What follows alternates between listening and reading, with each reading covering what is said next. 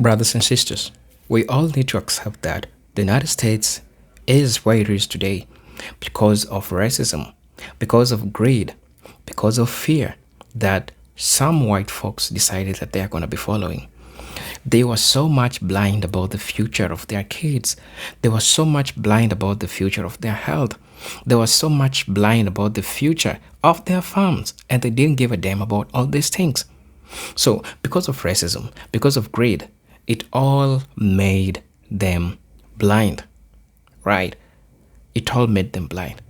And I don't know to the extent of which we human beings, we can become so much greedy to forget the little humanity that we had.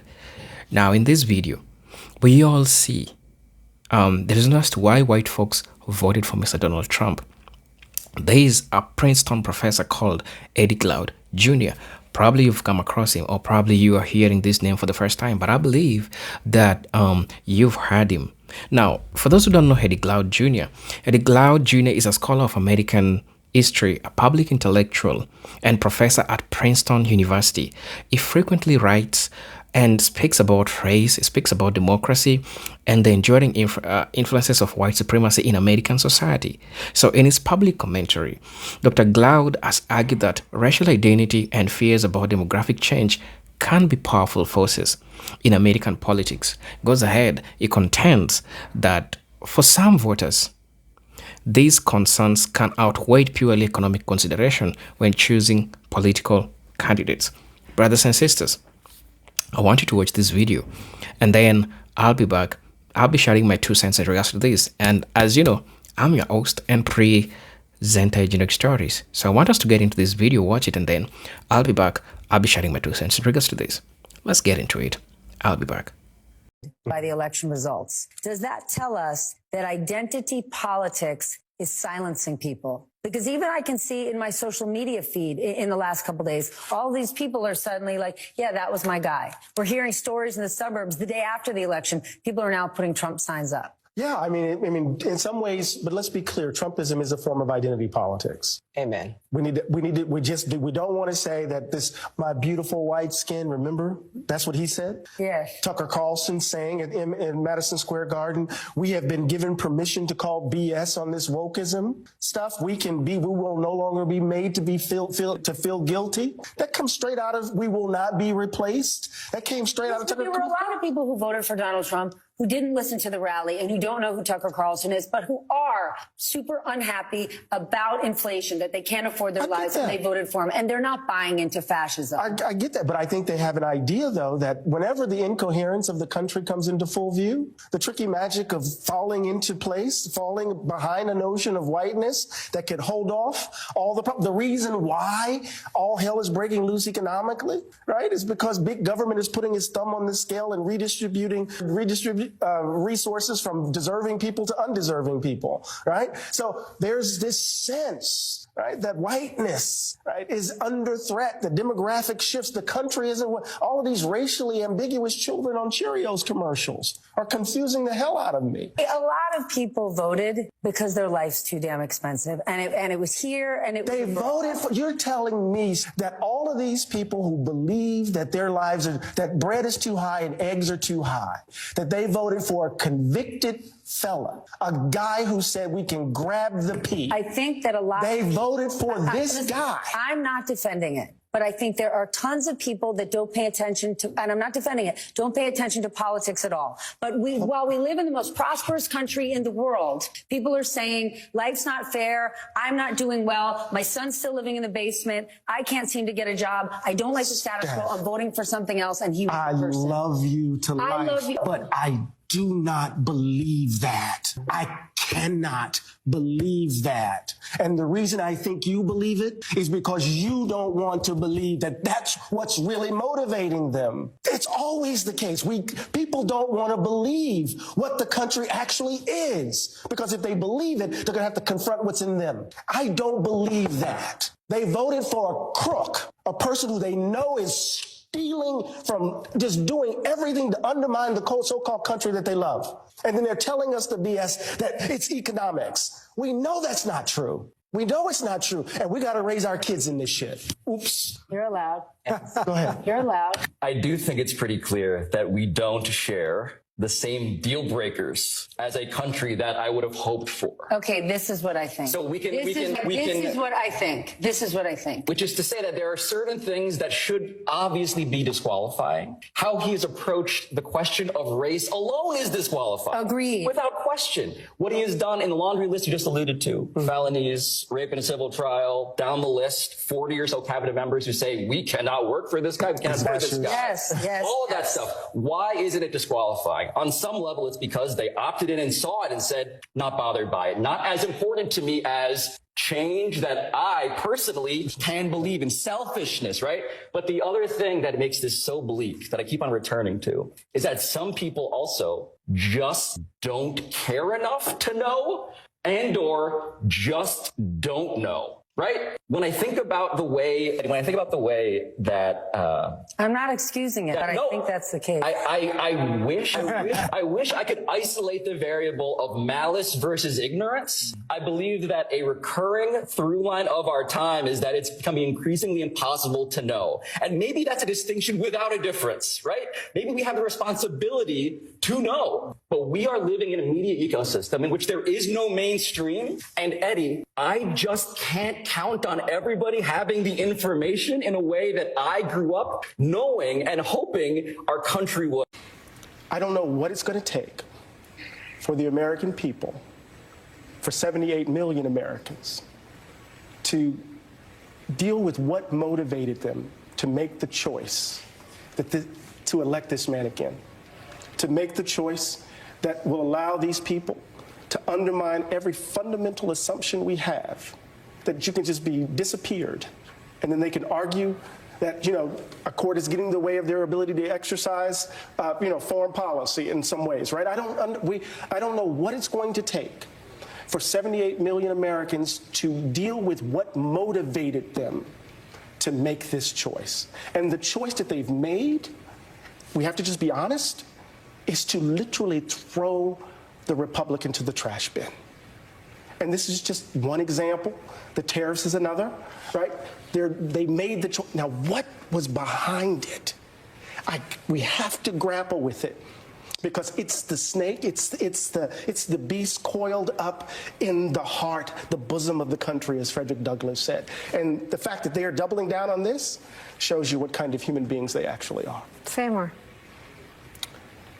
We chose a felon who is more interested in loyalty, who's more interested in retribution, who's more interested in grift than in democracy. And we chose a felon because we didn't want to elect a black woman. So to read that, to actually explicate that, is to say we would rather destroy the Republic than for that to have happened. And until we grapple with it, there's no amount of protesting I could do. There's no amount of resistance that could come into play to actually force 78 million people to grapple with what motivated them to put themselves in this position. There's this sense, right, that whiteness, right, is under threat. The demographic shifts. The country isn't what all of these racially ambiguous children on Cheerios commercials are confusing the hell out of me. Eddie, a lot of people voted because their life's too damn expensive, and it was here, and it they was voted for. You're telling me, Stephanie, that all of these people who believe that their lives are, that bread is too high and eggs are too high, that they voted for a convicted felon, a guy who said we can grab the pea. I think that a lot they of people, voted for this listen, guy. I'm not defending it, but I think there are tons of people that don't pay attention to, and I'm not defending it, don't pay attention to politics at all. But while we live in the most prosperous country in the world, people are saying life's not fair, I'm not doing well, my son's still living in the basement, I can't seem to get a job, I don't like the status quo, I'm voting for something else, and he was I the person. love you to life. I love you. But I do not believe that. I cannot believe that. And the reason I think you believe it is because you don't want to believe that that's what's really motivating them. It's It's always the case. People don't want to believe what the country actually is, because if they believe it, they're going to have to confront what's in them. I don't believe that. They voted for a crook, a person who they know is stealing from, just doing everything to undermine the so-called country that they love. And then they're telling us the BS that it's economics. We know that's not true. ICE has become the largest federal law enforcement agency for one reason only. Its charge is to make America white again. And I think that's really important for us to insist upon. This is not about violent criminals. This is not about safety. This is about trying to address demographic shifts. Trying to address demographic shifts that disrupt a particular understanding or particular view of the American polity. And I think it's important for us to begin to report it in this way. It's not about Stephen Miller and his quota. It's not about Holman cosplaying Bull Connor. It's really about what is driving this immigration policy. And I think it's deeply, and I think I know, it's profoundly racist. And it's rooted in an ideology that's tied to, bound up with white nationalism. Stephen Miller is a racist. He's a white nationalist. White nationalists have seized the federal government. Great replacement theory, right, motivates this immigration policy. It is, in fact, part of the justificatory language of the so-called legal decision or opinion that Justice Alito laid out. We need to call them for what they are. And in so many ways, this is an echo of the 1920s. Oftentimes, the United States, in order to secure its virtue, will say the monster is over in Germany, not understanding that the German monster was looking to the U.S. in the 1920s. Explain. So what I mean is that here is the moment. The Klan is reborn in 1915. Its basic motivation is rooted in a kind of nativism, a kind of true 100% Americanism, right? They want Nordic immigration, not those folk from the swarthy S-hole countries of Europe. The Italians, the suspicious Irish papists and the like, they are really, in so many ways, right, thinking of the country as a white republic. Their seminal piece of legislation of the Klan, the one that they claimed they were most proud of, was the Johnson-Reed Immigration Act and Nationality Act of 1924, which laid clear the quotas, keeping the country white. Right. So much so, 1926, the 150th anniversary of the nation, the Klan was approved to have its annual convocation, its annual convocation on the grounds of the Philadelphia Exposition. They're going to celebrate the American flag and its 150th anniversary and burn a cross at the same time. These people are the inheritors of that legacy. They believe the country should be white. And what we see with TPS, what we see with the immigration policies is an all-out assault, a twinned assault, Amy, on two fundamental pieces of legislation that changed the trajectory of the country. One, of course, was the Voting Rights Act of 1965. It's been gutted. The other, of course, is the Hart-Celler Act, Immigration and Nationality Act of 1965, which overturned the quotas of 1924 Immigration Act. This is a white nationalist agenda, and Stephen Miller and all of these folk are just simply rabid racist, and we need to call them for who they are. White people, white supremacists in particular, are going to white supreme themselves into extinction. And it's a canon event. None of us should even think about interfering. And it's so funny to watch, not funny ha-ha, but funny situationally, because they routinely underestimate non-white people and non-white nations, which is exactly what we're seeing in Iran right now. The thing is, when you're racist, you can't operate in racism and logic at the same time. You have to choose one or the other. So if you choose to operate under this delusion that white people are the only ones with motion, that America isn't real and the European nations are the only ones with motion, you're going to chronically and fatally underestimate your brown and black opponents. And that's exactly what's happening right now. This type of arrogance, the type of arrogance that led BBNet and that dumpster fire in the White House to attack Iran with no just cause, is the same. It's this type of arrogance that is born out of white imperialism. And white imperialism, said another way, is just European bullying. And they have just been bullying people for so long with just, unmatched levels of violence and barbarism that they've deluded themselves into thinking is strength, that now they've gotten high on their own supply and they legitimately feel like they're the smartest and the strongest and the most strategic in the room when they couldn't be further from the truth.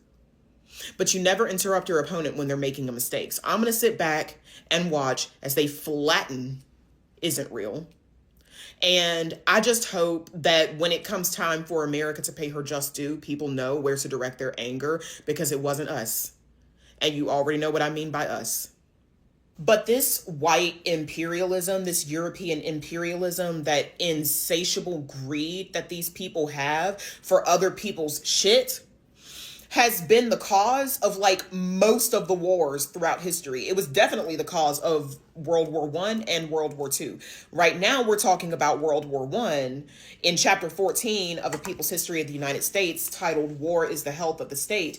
And do you know who called out the whiteness of it all when it first started? W.E.B. Du Bois. W.E.B. Du Bois. Oh my God, I wish I could have met him. If they asked me who I could sit and have lunch with, dead or alive, if I had to pick 5 people, W.E.B. Du Bois would be one of those people. The second person would be that John Curacao CIA guy. I would love to have lunch with him. But W.E.B. Du Bois pointed out in 1915 in an article that he wrote for Atlantic Monthly, the real reason behind the First World War, and I'll give you a hint. The real reason was white people wanting shit that's not theirs. Again. That's all they ever do. And so in order to set the scene for where this world war came from, I'm just going to read you directly from the book. And what I want is for you to think about how this connects to what we see in 2026. Because keep in mind, if you're thinking to yourself, well, how is this Iranian conflict in any way similar to imperialism? Like, how does imperialism play into this at all? Girl, isn't real wants everything. They want to basically decimate the entire Muslim world so they can turn it into a Jewish state. If that's not imperialism, I don't know what is. But I shouldn't say Jewish. I should say Zionist, right? A Zionist state. No shade to the Jews. So let's get into what role imperialism played in World War I. Now, before I read all of this, and by all of this, it's like less than a page. Before I read all of this, I want to point out 3 themes to keep in mind as I read through this. The first theme is imperialism, because all of these white nations are fighting over like control of black and brown nations. So it's like a vampire fight. Which one of us is going to get to suck the blood from this African country? So it's imperialism. The second thing that he's pointing out is American hypocrisy. And the third thing that he's pointing out is the ingenious evil of capitalism in uniting exploiter, rich minority, and exploited white poors in a common goal of dominating the blacks and the browns. All right, let's get into it. Howard Zinn writes, a remarkably perceptive article on the nature of the First World War appeared in May 1915 in the Atlantic Monthly. Written by W.E.B. Du Bois, it was titled The African Roots of War. It was a war for empire, of which the struggle between Germany and the Allies over Africa was both symbol and reality. Quote from Du Bois, in a very real sense, Africa is a prime cause of this terrible overturning of civilization which we have lived to see, end quote. Africa, Du Bois said, is the land of the 20th century because of the gold and diamonds of South Africa, the cocoa of Angola and Nigeria, the rubber and ivory of the Congo, the palm oil of the West Coast. Du Bois saw more than that. He was writing several years before Lenin's imperialism, which noted the new possibility of giving the working class of the imperial country a share of the loot. The loot, because these motherfuckers were stealing. He pointed to the paradox of greater democracy in America alongside increased aristocracy and hatred toward darker races. He explained the paradox by the fact that the white working man has been asked to share the spoil of exploiting, quote, chinks and niggers. Yes, the average citizen of England, France, Germany, the United States had a higher standard of living than before. But, to quote Du Bois, whence comes this new wealth? Meaning, where is this new wealth coming from? It comes primarily from the darker nations of the world, Asia and Africa, South and Central America, the West Indies, and the islands of the South Seas. Du Bois saw the ingenuity of capitalism in uniting exploiter, rich minority, and exploited, poor whites, creating a safety valve for explosive class conflict. It is no, quote, it is no longer simply the merchant, quote, it is no longer simply the merchant prince or the aristocratic monopoly or even the employing class that is exploiting the world. It is the nation, a new democratic nation composed of united capital and labor. The United States fitted that idea of Du Bois. American capitalism needed international rivalry and periodic war to create an artificial community of interest between rich and poor, supplanting the genuine community of interest among the poor that showed itself in sporadic movements. So let's just annotate this part of the book real quick. Zinn writes that it was a war for empire, of which the struggle between Germany and the Allies over Africa was both symbol and reality. What else is a struggle for empire in modern day? I'll give you a second. Okay. What are the Zionists trying to do right now? Create an empire. How are they trying to create this empire? By going into darker nations and taking over what they already have and then calling it theirs. This is what colonizers do. This is what it looks like when history starts to repeat itself. Same shit, different day. Same motivations, different faces. Same story, different country. And so if at the beginning of the 20th century, they were all trying to walk down on Africa so that they could get the gold and diamonds of South Africa, the cocoa of Angola and Nigeria, the rubber and ivory of the Congo, the palm oil of the West Coast, what exactly are they trying to get from Iran right now? Oil. What exactly have they been trying to get from the Palestinians this entire time, this entire 80 years? Land. When I tell you these motherfucking European colonizers never change tactics, and that's their problem. Because since they never change tactics, they've become what? Predictable. And what happens when your enemy is both predictable and extremely arrogant? They lose.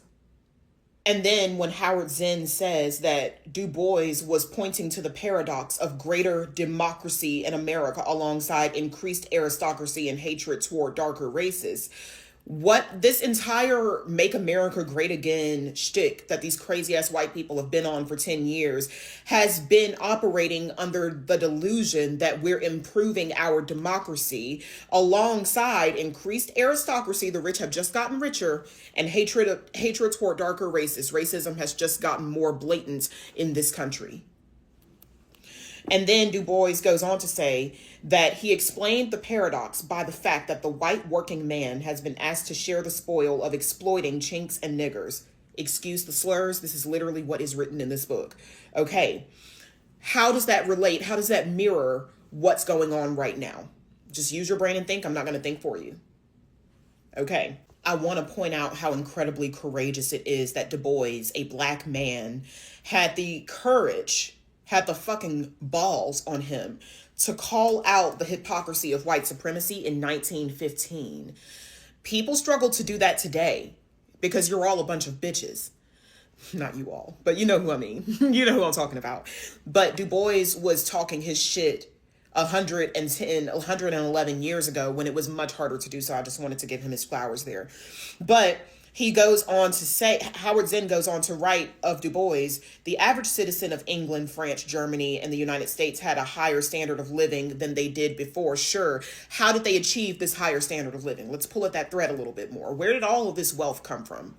When you go to Paris, when you go to Portugal, when you go to London, and you look around and you see all of these gorgeous buildings, where did they get the money to build these buildings? Where is all of this money coming from to build this? But then when you go to the places where they're sourcing this wealth from, Swedish chocolate is not grown in Sweden. I'll give you one guess where it's grown, and everybody there looks like me. But the people there that actually are producing the chocolate don't have any motherfucking money. Why? Because Sweden is taking all of the money.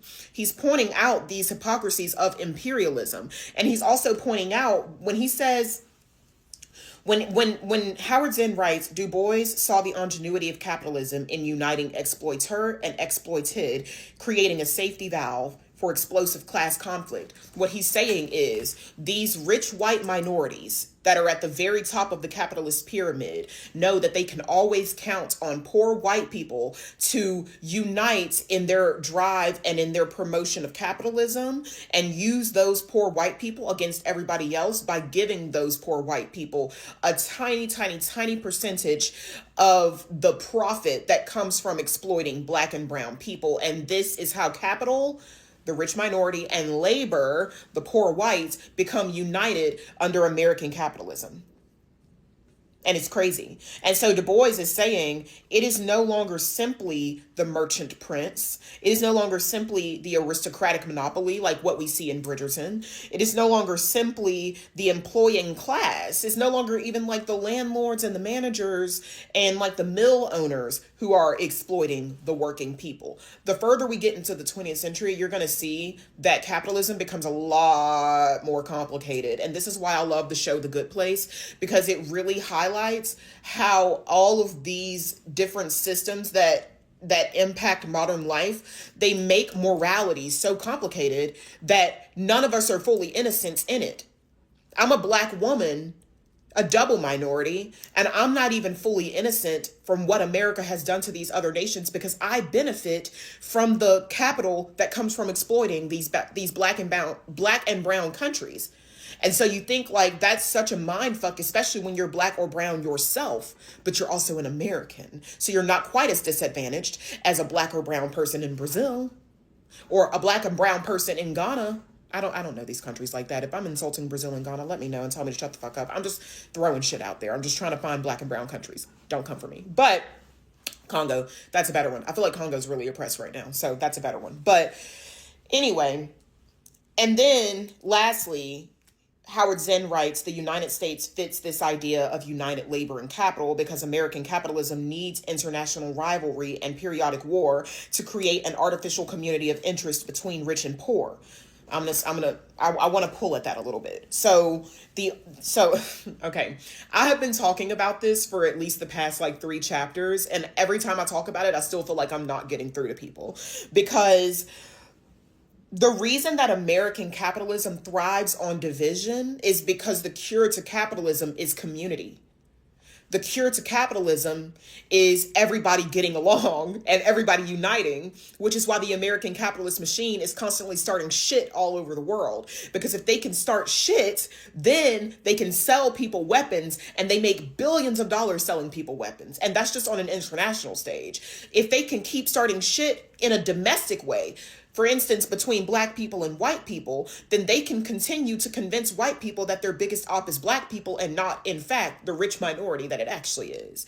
And how do they benefit from this? They keep white people keeping the system going while they go out here and do some more fuck shit. White people are literally, like, particularly the poor white people, and nowadays, the middle class white people are born and bred to be like guard dogs for the rich minority at the top of the capitalist pyramid, and they like it that way, because as long as they have all of these guard dogs on the ground level stopping the rest of us from storming the Capitol, they can keep on going with their vampire ball of bullshit.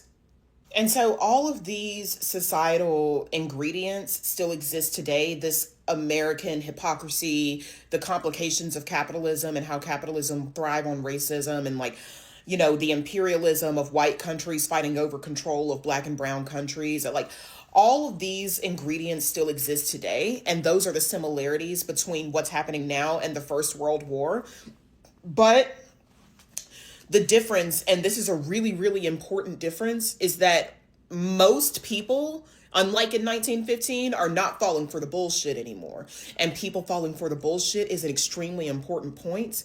And that's why they spent so much money and so much energy propagandizing people during the First World War. Propaganda doesn't work as well as it used to. And the reason for that is not only because of social media, but there's just a higher level of consciousness among the collective these days. So we don't fall for the same tactics. We're not at each other's throats. We can all look around and see exactly where all of this hostility is coming from. The majority of us can all look around and see exactly where this hostility is coming from. And that's a major wrench in their plans for a world war, because you can't pull off a world war if the world doesn't want a war. Go to the next part. So Eddie Glaude, is that how you pronounce his last name?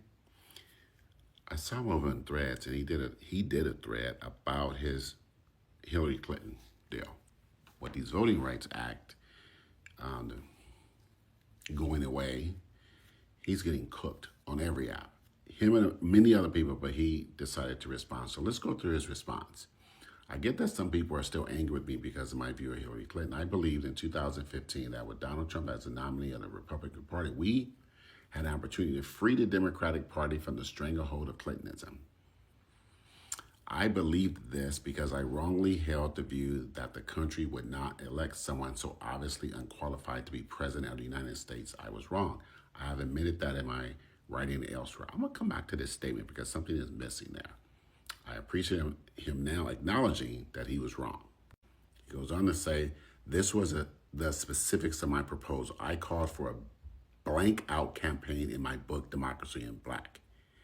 If you were in the battleground state, I urge people to vote for Hillary Clinton. But if you were in a solidly Democratic state, I argue you should vote your conscience and leave the presidential ballot blank. I wanted to impact the delegate count for the next DNC and work to push the party to address the conditions of vulnerable Black communities. Now, you know what? That was in his book. But he was on TV every day saying that. And it is disingenuous and, frankly, offensive to think that people are going to do this nuance when you're pushing blank across the airways to millions of people every night.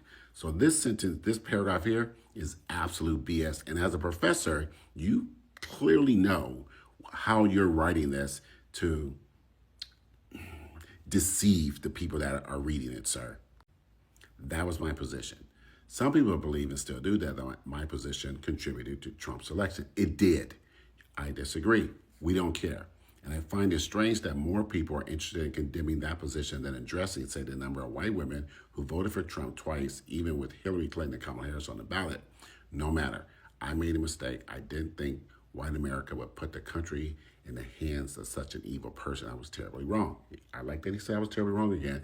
But this is deflection, because we are not talking about white women right now. We know that they have not voted majority Democrats since the 1965 Voting Rights Act passed. We know that, sir. And you as a professor, you know that. This is subterfuge. This is moving away from, don't blame me. Let me point the finger at them. You're doing like Adam in the Bible. It's not me, God, that did it. Eve made me do it. That doesn't suffice. And as a professor, you know that this is a terrible way to do your argument, sir. But to conclude from this disagreement that my anger is performative, that I don't care about Black people, or that I am most concerned about what white America thinks about me is baffling. In Democracy in Black, I wrote about the narrowing of Black politics, where political debate has been compressed by and confined to the basic assumptions of Black liberalism. That politics defines what is seen as a legitimate form of Black political dissent. That, to my mind, is deeply disturbing. This is a well-written paragraph, but it takes away from the point that we all know you're trying to get away from. Like, it's not that your anger is performative. You're a Black man in America. I understand, and most of us understand your anger, but you channeled that anger at the Democratic Party and the Democratic process. And you use that anger to get people not to vote for the best candidate at the time. You did that. An ironic use of the vital center to Black political imaginations. It is what it is. And I see that some already or already have thrown me away. I get that. But wherever we stand politically and however we account for how we got here, what I know for sure is that we all are needed to fight this battle, and I will continue to do so. Sir, you can't just say, I get that, but whatever we stand politically, you're jumping way ahead, because there's still something that's vitally, incredibly missing from this, and I know you're doing it on purpose, and it's very offensive. We know everybody needs to fight. We've known that since you were telling people not to vote for Hillary. You spent a great part of your television career disparaging Democrats. Now, your book is one thing. I don't know how popular your book is, but it is not as popular and as known as what you were saying night after night on TV. Now I'll go back to his first paragraph. I was wrong, I admit it, in my writing elsewhere. Now let me say this. You never said you were sorry. You never said you were sorry, and I don't believe that you are. And the other thing, and I think this is an incredible point that you missed. We are in the mess that you helped create. And we're not saying that it wasn't 77 million white people that voted for Trump, and however many the last time, a majority of white men and white women, majority of Latino men. We get that. But sir, you are a professor. You went to school. You understand what affects black people. But you thought that you were smarter. You were more dialed in. You had a better idea. And you thought you, by sitting on TV and telling black people what to do, that somehow, by some big old miracle, you were going to undo Clintonism. Like, what kind of dumb, self-centered, egotistical mess was that? That's what it was. And so you can't just throw it all away and say, well, no, we're all in this fight together. No, sir. No, because when the battle started, and now we're in year 11, you went with the other side.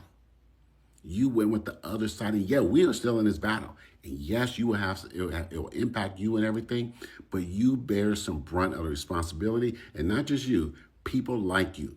All those talking heads, Mark Lamont Hill, great writers like Michael Harriot. And you know what? That's just the black ones. Because we know there are other races, genders. We know that. But you were part of the black elite, the educated elite.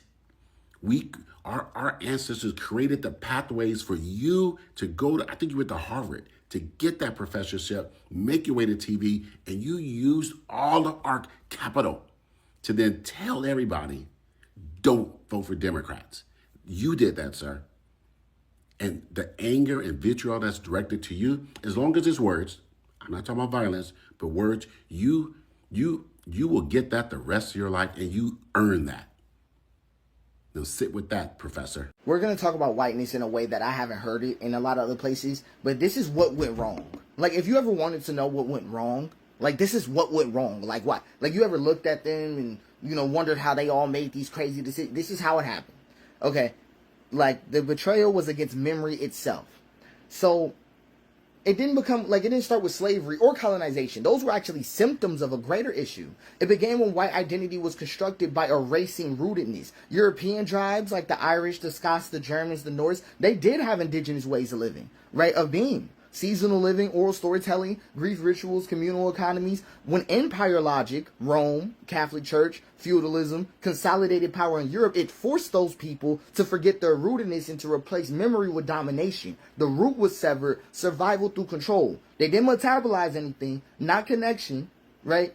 Just control again. This was the first recursion. This is when they turned in on themselves, right? The first rise of this unprocessed entropy inside whiteness. It's rootless survival. It's identity by domination. It's memory replaced by mythic supremacy. And then that's how you end up with expansion without metabolization. So when Europeans came to the New World, they didn't arrive whole, right? They arrived already severed, already looping. They didn't integrate the grief of losing old Europe. They exported it. They didn't mourn their exile from memory. They externalized it on the people they colonized. Conquest wasn't just greed, it was spiritual panic. Because if you're not rooted in memory, you only feel alive by expanding your domination, by making more land, more wealth, more slaves, more laws, more mirrors, and thus their entropy, their unprocessed experiences exploded. But it was coded as civilization. So when American identity was built, it wasn't metabolized selfhood. It was built on dumping these unprocessed experiences, these entropy onto others. So indigenous people got labeled uncivilized to offload their own severed ancestral memory, right? Black people were property to offload their terror of being spiritually homeless because they felt spiritually homeless. Immigrants were treated like threats to offload their fear of being spiritually replaceable. Projection became policy. Projection became culture. Projection became destiny. America never healed from Europe. It just renamed its wounds. So every genocide, right? Every stolen plantation, every gentrified city, every new suburb, every Wall Street boom, every school built on erasure, every church built without confession is material success reinforced. It is material success reinforced spiritual entropy. It is material success reinforcing, right, spiritual unprocessed experiences for them. So the more whiteness succeeded externally, the more it hollowed out internally. So their collective brokenness rose because every reward for survival was tied to a denial of memory, right? The maw grew, the silence deepened, the performance sharpened. So here's just the facts, right? It was really a bit of a 4-stage process. Severance from ancestral rootedness, loss of metabolized memory, survival through domination, entropy weaponizes progress, projection on others, externalization of internal panic, and reinforcement through wealth. So that it looped, got hardened in the culture. So white America's original sin is not slavery. It's the refusal to mourn the first loss of rootedness. So this is all just a disgusting projection. It's really this humiliating. Like I want people to sit with that. Like, we're watching them grieve in public. All of this is grief. All of it. Rape, slavery, genocide, imperialism. Those were the fevered dreams of a people trying not to remember what it felt like to be abandoned by their own history. So every time memory tried to return, they doubled the performance instead of softening. This is why black people look so nasty to them. Because if we can build a culture, even in the midst of that, of exile, it makes all of this grief look meaningless. It has to be destroyed in that way, right? So they have no home. You ask a black person where it all starts from. You might say you might get answers like slavery in Africa. You ask a white person, you'll hear Europe. Okay, but you hear exactly the same. Africa, Europe, they're as disconnected, if not worse, and they've been materially rewarded for it through this reinforcement. So this was a crazy deep take, but this is exactly what's going on, for sure. Donald Trump's not the problem. MAGA's not the problem. ICE isn't even the problem. They're all symptoms. I mean, ICE is a imminent problem. They're an invading force in multiple cities and states, and they are literally a weaponized version of the Klan that is state-sponsored and has endless amount of money for some reason. But even if all three of those went away today, we would still have the problem. And the problem is this. White people who look like you and me, we've allowed white supremacy to flourish in this country for generations and generations and generations, so long that people don't even recognize it, myself included sometimes, right? I had a moment just last weekend or just earlier this week in New Orleans where I was speaking with a guy on a trolley who grew up there. And he's like, well, you're from the South, right? I grew up in North Carolina. That is the South. You might want to fight me on that. It's not the deep South. He said, you know why everyone's so polite here? And I was like, I don't. And he was like, well, we had to be. He was like, everyone had to be polite to each other, especially black people to white people, because if we didn't address them properly, we would get killed. I make U.S. history content. And I didn't even think about that. I grew up in the South and I didn't even think about that. That's how normalized everyday white supremacy is in our country. And if the white people in this country don't decide that they're going to extricate the cancer that is white supremacy from themselves, from their homes, from their communities, from everything that they are surrounded with, we will be right back in this position 5 years from now, 10 years from now, however long it takes for the cycle to regenerate, because it will happen. Trump's not the problem. MAGA's not the problem. ICE isn't the problem. It's white supremacy. It's been white supremacy. It will be white supremacy. It's always been that. And if we don't work towards it to fix it now, then when? Oh, and by the way, if you're a white person watching this, guarantee you, when we get rid of white supremacy and the systemic white supremacy that kills people every day, every single one of us will be healthier. We'll all be wealthier. We'll have better access to food. We could even have walkable cities. We could have walkable cities, but that's white supremacy in action, right? The way we've designed our cities is white supremacy in action. So just think about where you want this country to be in 5 or 10 years. Think about how loud you want to be. You will lose people. That's okay. We'll have each other. Let's go for it. Hello, brothers and sisters. Welcome back to the channel. I'm hoping that you are doing great from wherever you're watching this video from. Now, Dr. Glaude argues that a segment of white voters supported Donald Trump, not primarily because they believed he will deliver the strongest economic outcomes, but because they perceived him as a defending a traditional social and political order in which white Americans remained the dominant group. So according to this perspective, anxieties about immigration, demographic shifts, and changing cultural norms become deeply intertwined with political preferences. So, during rhetoric on issues such as immigration, border security, and national identity resonated with some voters who feared that the country's changing demographics threatened their place in society. Let's talk about it. Their race, right? One of Glaude's central arguments is that demographic change has become a significant source of anxiety. For some American U.S. Census projection indicating that no single racial or ethnic group will constitute a majority in the future have received considerable public attention.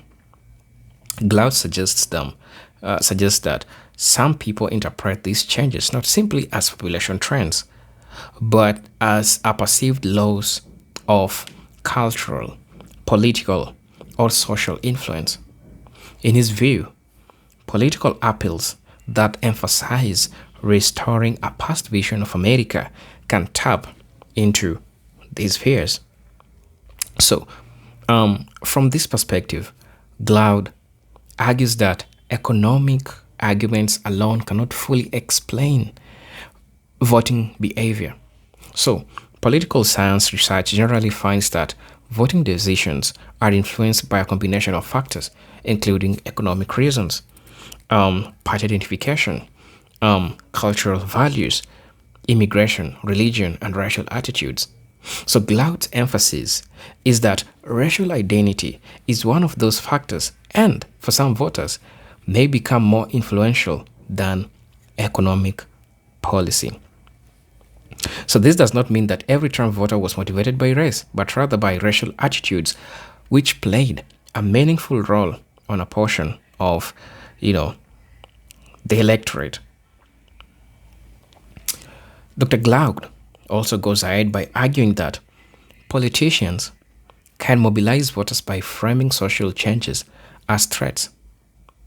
Messages suggesting that immigrants, affirmative action, or diversity initiatives disadvantages white Americans may create a sense of grievance among some voters. When these concerns become central to political campaigns, debates that might otherwise focus on inflation, wages, or employment can shift towards questions of identity and belonging. Another aspect of Glaude's analysis is that racial attitudes did not involve explicit expressions of prejudice. Goes ahead and argues that concerns about preserving a particular vision of American identity or resisting demographic change can influence political behavior even when individuals do not describe themselves as racists. Critics of this view contend that many Trump supporters were motivated chiefly by concerns such as inflation, border security, taxes, or foreign policy. And as a result, there remains substantial debate among scholars and commentators about the relative importance of these different motivations. Glaude warns that when political competition becomes centered on racial fears rather than shared demographic values, it can deepen polarization and reduce trust between communities. He goes ahead and argues that framing one racial group as a threat to another risks making compromise more difficult and can encourage citizens to view politics as a zero-sum struggle instead of a process of, democratic problem solving. So brothers and sisters, please let me know what you all think about this video. As you know, I'm your host and presenter Generic Stories, but until then, let me see you in my next video. Peace, love, and harmony. Salute.